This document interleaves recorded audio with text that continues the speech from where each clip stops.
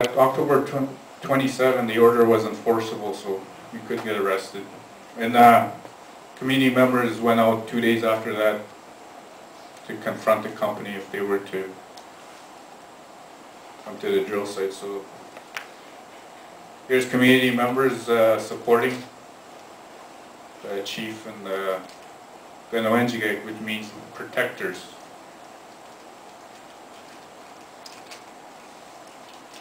These are the conditions that they left in. Here's a campsite. Here's one of our late youth. He's no longer with us.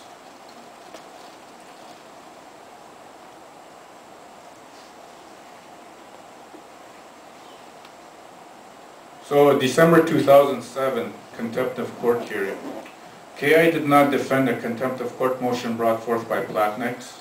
Chief Donnie Morris informed the court that KI still does not permit mining or exploration work to be conducted on KI traditional lands as per community referendum. Platnex sought 6 to 9 months of jail time for contemners. Ontario sought fines that would hurt the community. Now I just wanted to mention, this is the heart of it all. When the chief was on the stand, the Ontario and Platnex lawyers tried to trap him into saying that he surrendered land in 1929. So the lawyer asked him, the Platnex lawyer asked him, what is your understanding of the treaty that you surrendered in 1929, the land that... So he says, 1929, Nixchihama Gagimasnotsad Treaty. Going judge and sit down watch he Gagimasnotsad. So they're sitting there, scratching their heads. What did he say? What, do you need a translator? The judge is asking, you need a translator. So the chief just said that was the scenario in 1929. We did not understand what we were signing, neither could we read it. So March 17, 2000, Justice Smith stated that although he understood the beliefs and principles that KI held, he went on to say that the sanctity of the system of justice and rule of law are paramount and must be protected at all costs. Simply put, there is a fine line that no segment of society can be allowed to cross. If two systems of law are allowed to exist, one for Aboriginals and one for the non-Aboriginals, the rule of law will disappear and be replaced by chaos. The public will lose respect for and confidence in our courts and judicial system. So we followed our law for our sovereignty. So, here's the DVD.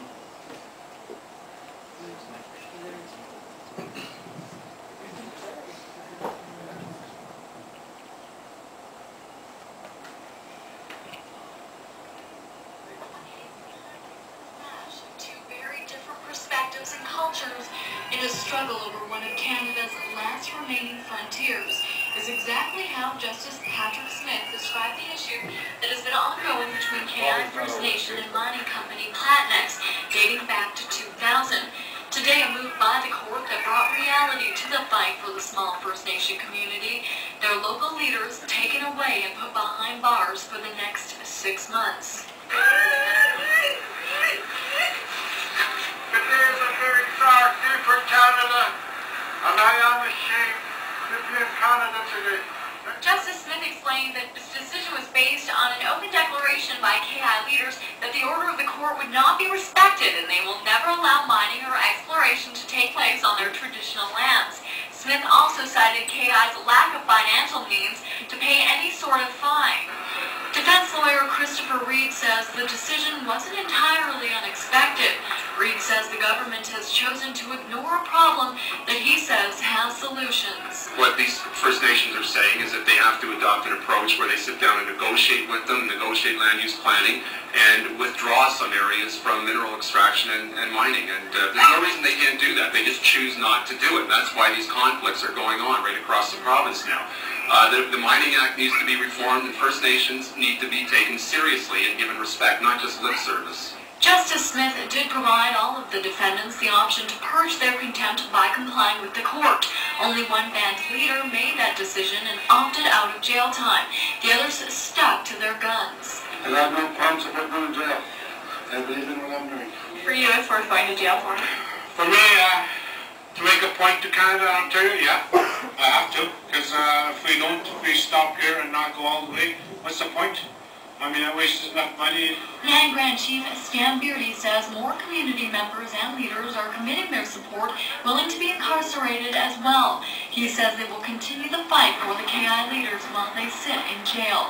The Ontario government has a legal duty, a requirement to consult and accommodate First Nation people. And the Ontario government failed us in this case, and the result is what you see today.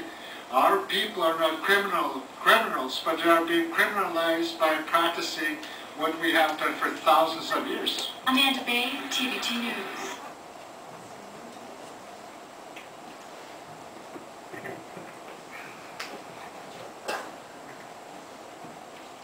That was the price we paid for upholding our Indigenous sovereignty.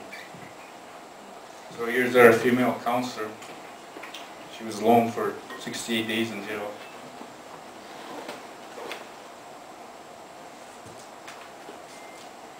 This is us and the incarcerated.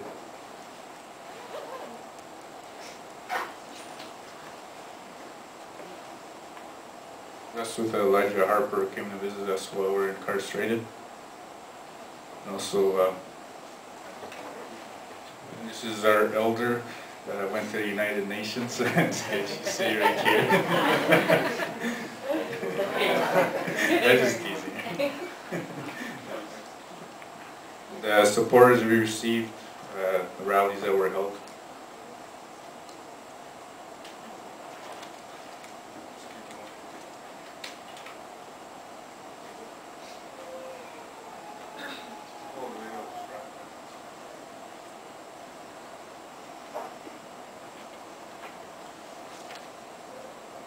Okay. So July 29, 2009, this past summer, Platneck sends letter to KI. I intend to visit Platneck's Big Trout Lake property comprising of 221 claims and 81 mining and surface rights leases on August 25th under the authority of the court orders obtained in 2007. So they're coming back. They came back August 25th.